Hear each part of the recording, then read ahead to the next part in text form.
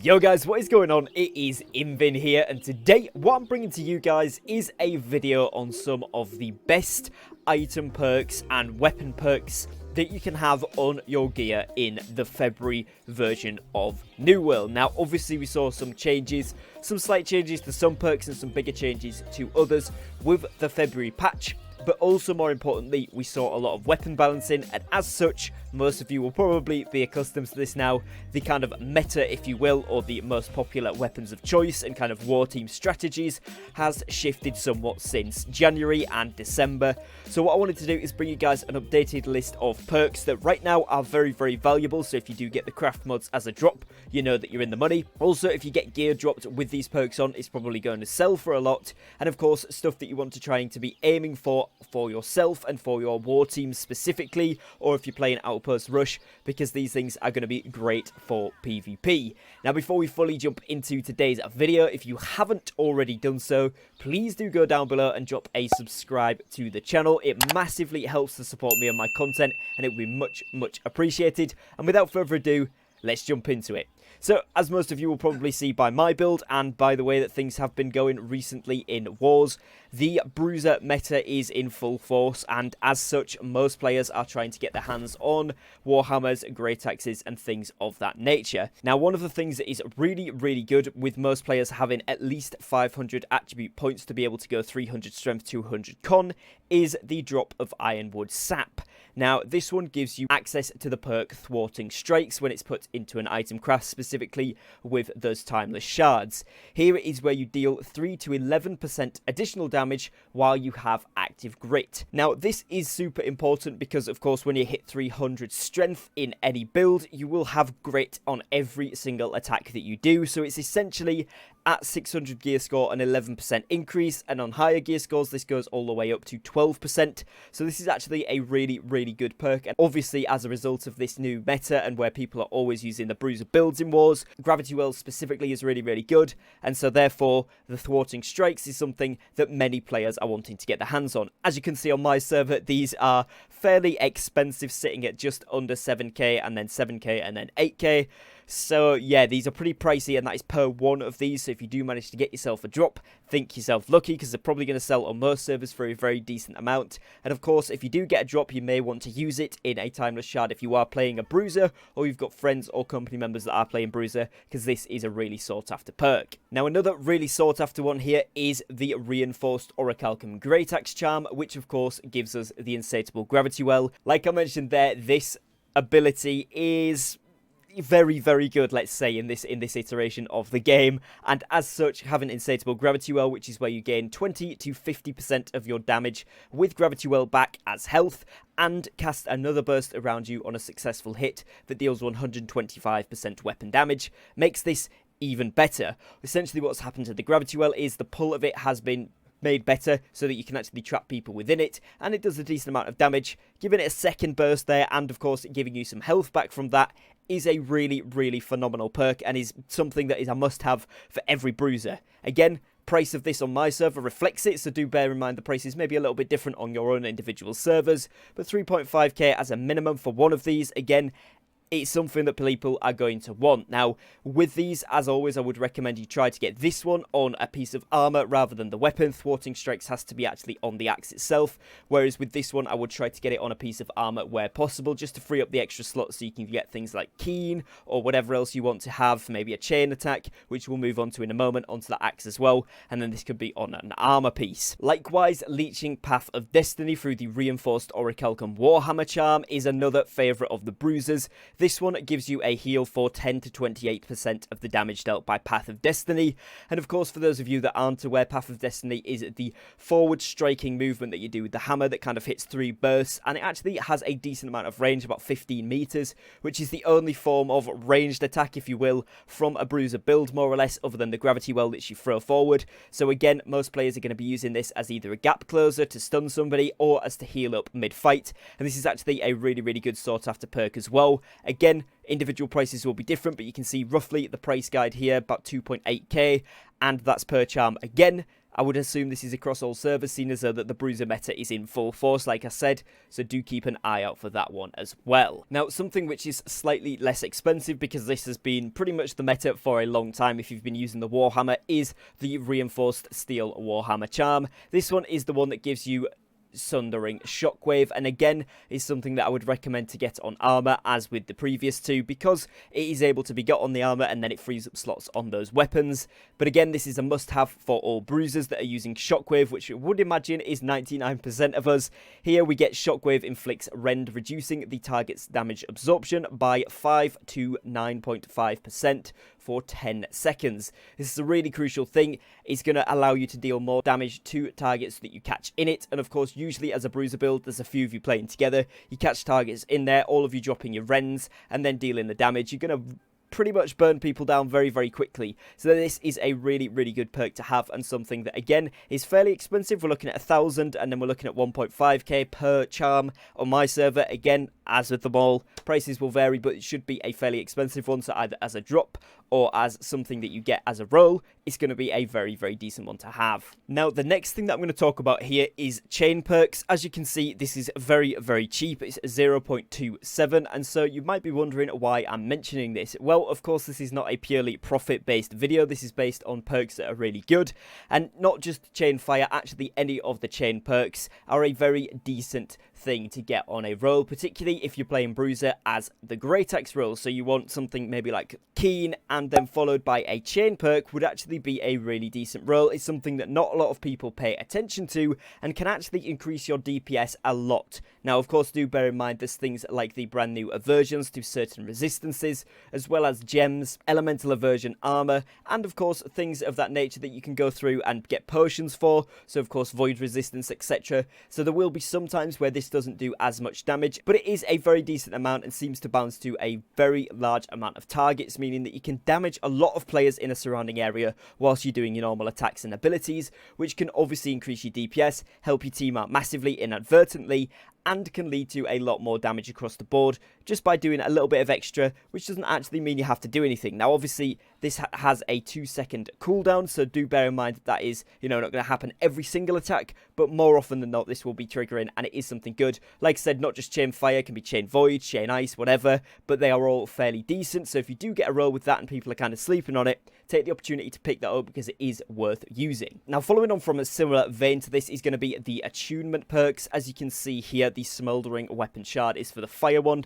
and this is where you deal an additional 15% weapon damage as fire with a 2-second cooldown. This one, again, is going to be not every single attack, but he's going to be there more often than not and can offer you a good amount of extra damage. Again, you do have to be mindful of the aversion perks and of course the elemental resistances players can have, but this is not a bad one to have on. Again, I wouldn't roll for it, but if it's something that you get as a secondary or third perk, it's not something to instantly ignore because it does add a decent amount of damage. It does add a little bit more damage than the chain, but obviously doesn't bounce to as many targets, so it's kind of a way up between what you would prefer to have there. But again, it's something that's not bad to have on your weapons whatsoever. Now, another one for the Great Axe, which actually can be pretty cheap. As you can see, these are only 4 gold 30 on my server, and that is the Reinforced Star Metal Great Axe Charm. This one is Enfeebling Maelstrom, and again, it can be got on the armor, so I would recommend that. It's where targets that are hit by Maelstrom's No Reprieve are weakened, reducing their attack damage by 3 to 14% for 4 seconds. This is actually going to be a really useful thing because it's going to mean they're going to do less damage to you if you do have to get up close and personal, which is the way that bruisers play. And on top of that, you can hit multiple people with this Maelstrom, meaning that anyone in the nearby area is going to be doing slightly less damage to you and your allies, which of course is always a useful thing.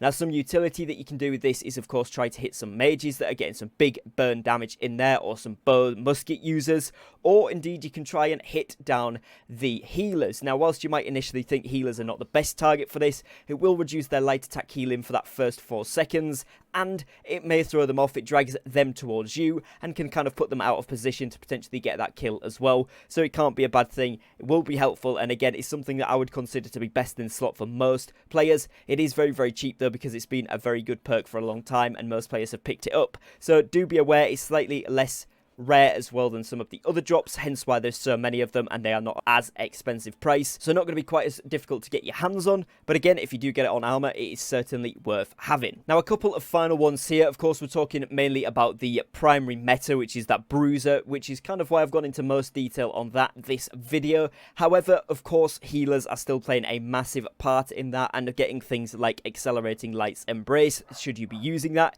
is always really, really worthwhile. On top of course, wanting that Blessed perk, but some other things that are also really good that can be got on either your armor or your weapon, but again, I would recommend the armor, is of course your Fortifying Sacred Ground, which will massively help with healing and keeping your team alive, particularly in that PvP environment, which is your Star Metal Life Staff Charm here.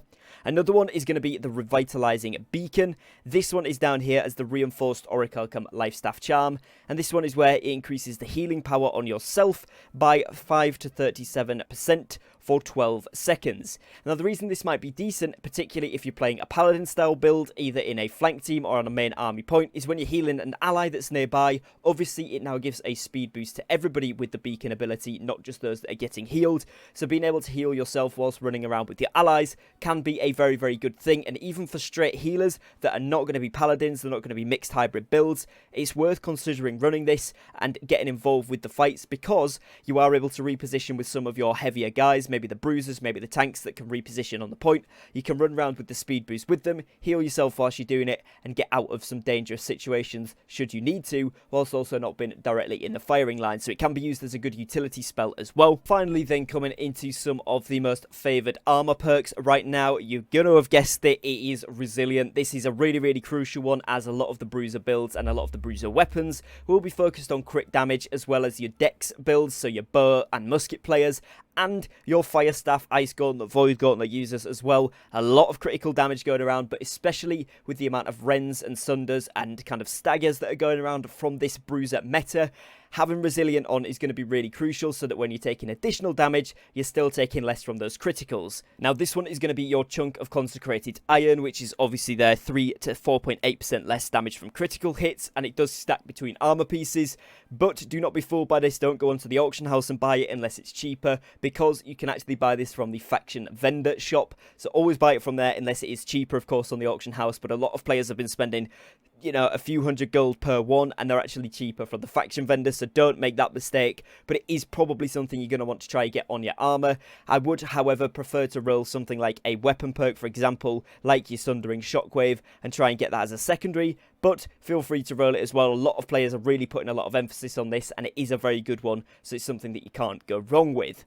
Now, another one to mention here is the armor scraps, and in turn the physical aversion that it gives you. This is where you take 2 to 3.8 less damage from ranged physical standard attacks. Bear in mind, this is ranged, so it's not going to help you versus the bruisers that we're seeing a lot of, but it is going to help versus things like the musket and the bow, because these are going to be physical attack for the most part, and they do a very big amount of damage. So paired with some resilient pieces, 1 or 2 of these is not a bad shout at all. And obviously, on the same vein as that then is the elemental aversion, particularly for your mages that are going to be against you. It's really helpful to have on your pieces. I wouldn't want it on every piece, but a couple of them across the board would not be bad, seeing as though the stacking has been fixed. 1 to 2 of each of these is going to be really, really beneficial. Now, as always, freedom is a great one. Slow, stun, and silence expire 3 to 7.5% faster. Again, this is the Shard of Consecrated Iron. It's going to be something that's sought after, and it is something that you'll need to buy from the trading post. And as you can see on my server, this is upwards of 6,000 gold per one, because it is considered to be one of the best in-slot perks. This with Resilient on any piece is going to be really, really good. If you can then get an additional third perk that is good as well, you are really in the money if it's a craft you don't need, but of course you're probably going to want to equip it. Now, something secondary to this, if you can't get yourself freedom, is taking a look at something like my boots here, which where you would get invigorated. This is where weaken, disease, exhaust, and rend expire, and it's 7.7% faster because these are up to 615. Particularly if you're playing a bruiser, this is a great one, because weaken we saw from the enfeebler Maelstrom, we've seen rend from the sundering shockwave, and you'll see disease and exhaust from other sources of attacks when you are on this points or fighting other bruisers, tanks, that sort of thing as well. So this can never be a bad perk, but I wouldn't recommend getting too many of them. I would prefer the freedom, but 1 or 2 of these is never bad. Obviously, you can see that refreshing. This is a great one to have. Again, as a bruiser, you don't need all that many, but 2 or 3 of these is a great optimal build because it means you're getting your abilities and therefore your DPS uptime even further up, which is always great, especially when you have lifesteal on them. It does give you some nice sustain, so I would recommend that highly. And then, of course, we're looking at things like refreshing ward, which is where this reduces your active cooldowns by 1.9% after being hit 5 times. This does not trigger off persistent damage or dot effects. This is only relevant if you are a medium or heavy bruiser. You're not really going to use this if you're in light armor. This goes for any role because really you're not going to get hit 5 times and survive all that many times. Whereas if you're in the medium or you're indeed in the heavy, this is actually a really, really good perk. And again, if you've got some nice sustain in that medium build like I have, I'm in that 22.9 just in medium with some nice sustain. This actually gets my cooldowns up a lot quicker with the refreshing. So again, means my uptime on my sustainability abilities and the DPS is much higher. So it's a great one for me to take. As you will see on the ring here, I have leeching and keen awareness. If you are able to get yourself this, it is really, really good. Again, lots of people using the smooth bone ring. If you are able to get yourselves a 590 plus one of these and upgrade it to 600, that is going to do you just well. And the earring that I have here is regenerating and purifying toast. Again, the Doom's earring is a great option if you have that. Again, 590 or above to get to 600 there, and then so on from that is another really, really good option. But again, you just kind of want to get the purifying toast on there. Regenerating is a bonus. With your necklace, you're going to want to make sure that you've got the health, and you want divine on there as well. This is one that I managed to get a roll of a craft from, so I got refreshing, strike protection, and health. It's a pretty decent piece, so I'm keeping it on for now until I get a health divine and something else good, maybe a refreshing, or of course something else very, very valuable. But this is a pretty good piece. Again, I need to get my expertise up on the jewelry, but overall, not looking too bad at all. So hopefully this video has helped you guys come up with some of the things that you might want to be using, some of the craft mods that you should look out for, whether it's going to be for reselling purposes or indeed to put into your timeless shard crafts, because a lot of these are must-haves for most war teams at the moment. Additionally to this, hopefully it's giving you some insight onto what most players are using, what the current meta is, and things you want to look out for on rolls of armor that you do yourself, drops that you get, or like I said there, things that you want to be aiming to buy if you are trying to get best in slots, because these are going to be super useful, particularly in PvP. Of course, I haven't gone over every good perk, but I've gone over some of the rising stars of the latest update, so I hope you have found it useful. If there's any that I've missed out that you guys think are super important, please do feel free to drop a comment and let me know why you think it's super good in the comments down below, as that's really awesome to get involved with everybody and see what you guys are thinking as well. And other than that, that's going to be it for today, so I'd like to thank you for watching, thank you for your time, and I will catch you again very, very shortly on a brand new video. Take care, guys, and peace.